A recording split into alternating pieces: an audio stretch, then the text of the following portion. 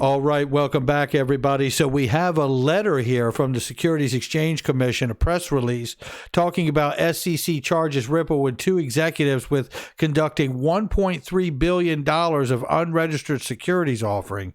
Let's go ahead and go down this a little bit. It's not going to take long to go through it and see what's happening here, because I'm not so sure that we may have it a little bit twisted and turned around to where it is. Let's go through this. It's not very long. So this here says Security Exchange Commission announced today.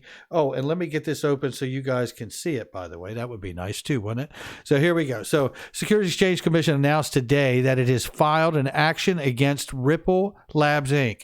and two of its executives who are also significant security holders, alleging that they raised over $1.3 billion through an unregistered ongoing digital asset securities offering. According to the SEC's complaint, Ripple, Christian Larson, and the company's co-founder, executive chairman of its board, and former CEO, and Brad Garlinghouse, the company's current CEO, raised capital to finance the company's business. The complaint alleges that Ripple raised funds beginning in 2013. Notice the time frame, 2013. This is 2 years before the FinCEN decision saying that XRP was a currency. Though through the sale of digital asset known as XRP as an unregistered securities offering to investors in the U.S. and worldwide, Ripple also allegedly distributed billions of XRP in exchange for non-cash consideration, such as labor market-making services, according to the complaint, in addition to structuring and promoting the XRP sales used to finance the company's business. Larson and Garlinghouse also affected personal unregistered sales of XRP totaling approximately $600 million. The complaint alleges that the defendants failed to register their offers and sales of XRP or satisfy any exemption from registration in violation of the registration provisions of the federal securities laws. Issuers seeking the benefits of public offering, including access to retail investors, broad distribution, and secondary trading market, must comply with federal securities laws that require registration of offerings unless an exemption from registration applies, said Stephanie, director of the SEC's Enforcement Division. We allege that Ripple, Larson, and Garlinghouse failed to register their ongoing offer and sales of billions of XRP to retail investors, which deprive potential purchasers of adequate disclosures about XRP and Ripple's business and other important long-standing protections that are fundamental to our robust public market system.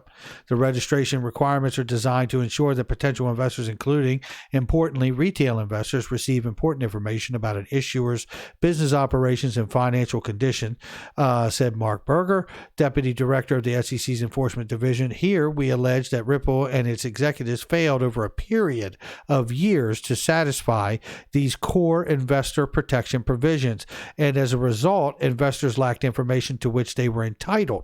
The SEC's complaint filed today at the Federal District Court in Manhattan charges defendants with violating the registration provisions of Securities Act 1933 and seeks injunctive relief and disgorgement and prejudgment interest and civil penalties. The SEC's investigation was conducted by all of those people.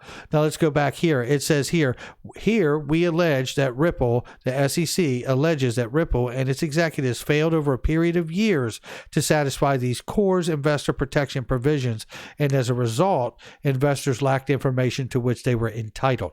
Now, here's what I would say to that. The date that I see in here is 2013, and then the next reference of any length of time is in this statement when it says executives failed over a period of years, which could be a period of 2 years. They may mean up until today, but it could be for the 2-year period between 2013 and 2015 when FinCEN actually rendered their judgment.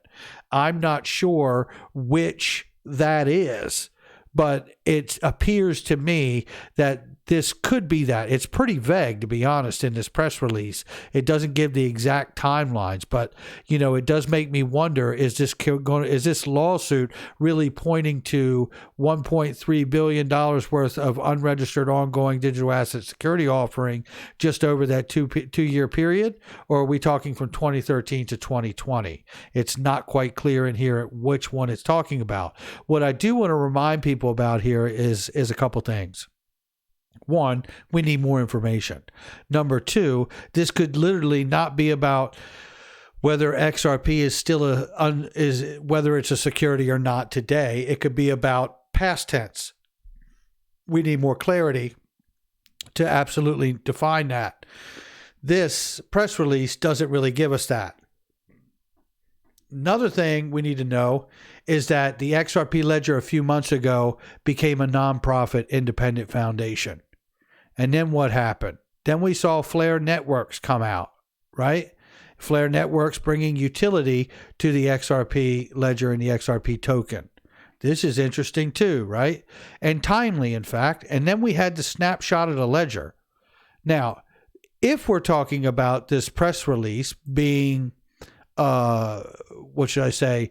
If in fact we're talking about this press release being from 2013 to 2020, then we're talking about the idea that the SEC still sees today XRP as an unregistered security. And that's where I have a problem because, the SEC also gave the okay to the Ripple partnership with MoneyGram, knowing full well that they were going to use this said by the SEC unregistered security for settlement in the FX market for the remittance company MoneyGram, which would, by in turn, make the SEC complicit in that use of that asset as an unregistered security. So something doesn't add up there. So maybe this does lean into the 2013-2015 period. I don't know, but maybe we can get more clarity together on that.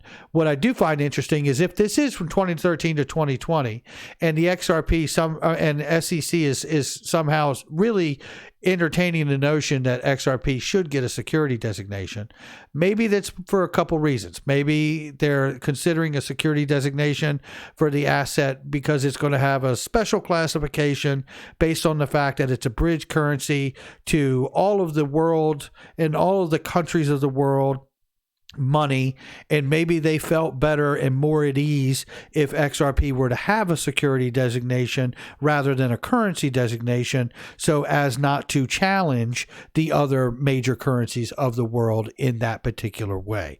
I'm speculating, of course. We don't know exactly how XRP is seen by the SEC today. I mean, of course, the charges are filed, but is this a time period that we're talking about of 2013 to 2015, or is this 2013 to 2020? And the real reason that we're seeing this suit filed today is either based on the fact that Coinbase is IPOing and they got to deal with this fact that it's coming, or that the fact that Ripple itself is planning to IPO shortly from now. And in order to do so, they have to address this moment. The larger narrative here that I absolutely love about this is no matter where this stands, this is conversation that is being talked about now on, what do you call it? It's being talked about now on New York Times. It's on mainstream media. And isn't that interesting? It's all this dark information that's kind of scary unless you've been here a while to understand what we're talking about and not really understanding how to take it. But it makes you wonder in your mind, why now, right? And the important thing to say to that is no matter how you feel, I think it's exciting that it's why now, because this is a conversation that can't stay where it currently is. There has to be a resolution. And wherever that resolution is, I'm excited to see it land on both feet. That is for sure.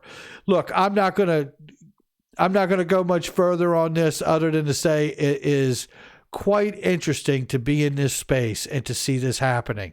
The regulators and the governments around the world are carrying the narrative, and it's not just for crypto anymore. It's exactly for XRP. This conversation isn't about anything else but XRP, and the SEC is having it. Ripple is having it.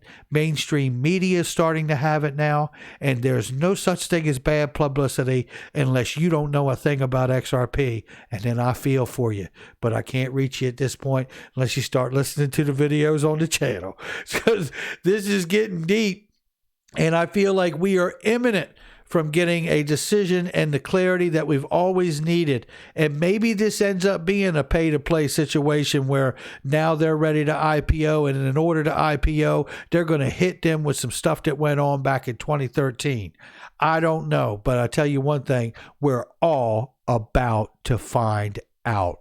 Make sure you hit the like and subscribe, leave a comment below, share with somebody you know, and hit that notification bell. Check out all the links in the description box and the comment section. They are trusted, vetted links, and they are products and services that I absolutely use myself. I will catch all of you on the next one.